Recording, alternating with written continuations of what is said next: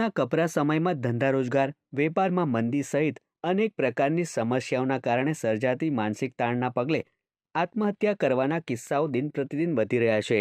ત્યારે સુરત શહેર તથા જિલ્લામાં આત્મહત્યા રોકવા માટે પોલીસ દ્વારા કમિટીની રચના કરવામાં આવી છે, જેમાં ઘરેથી ભાગી ગયેલા લોકોને શોધવા માટે પણ એક એનજીઓને સાથે રાખીને પોલીસે કવાયત હાથ ધરી છે.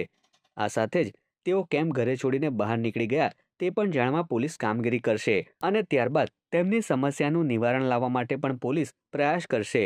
જે સ્થળે વારંવાર અકસ્માત થાય છે તે સ્થળને રેડ ઝોન જાહેર કરી સુધારવાના પ્રયત્નો કરવામાં આવશે. ખાસ કરીને ડ્રગ્સ વેચતા અને લેતા લોકોના વિસ્તારમાં અભ્યાસ અને તેઓને ટ્રેસ કરી સુધારવાના પ્રયાસો કરવામાં આવશે. વર્ષ 2025માં પોલીસ આ કાર્યોને મહત્વતા આપી આવા કેસોમાં ઘટાડો થાય તેવા પ્રયાસો કરશે. એના માટે અમે એક ટીમ બનાવીને અભ્યાસ કરીએ છીએ.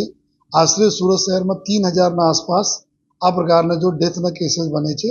પછી અમુક લોકો જો ઘરેલું ઝઘડાના લીધે સુસાઇડ કરતા હોય, કુછ આર્થિક સંકળામણના લીધે કરતા હોય, અમુક જો અલગ અલગ પ્રકાર એજ્યુકેશનમાં ફેલ થતા હોય એના લીધે કરતા હોય, અમુક જો એના કોઈ લવ અફેરના લીધે બી થતા હોય છે, જો અમુક જો કોઈ બિઝનેસમાં ખોટ થઈ હોય, તો આ તમામ ચીજોને અમે અલગ અલગ કેટેગરી બાંટીએ છીએ. આ લગભગ 4 પ્રકારના અમે કામો સુરત શહેર પોલીસ 2025માં અમે ટોપ પ્રિયોરિટી તરીકે લીધી છે, જો પ્રજાના પ્રોટેક્શન માટે, પ્રજાના સુખાકારી માટે છે.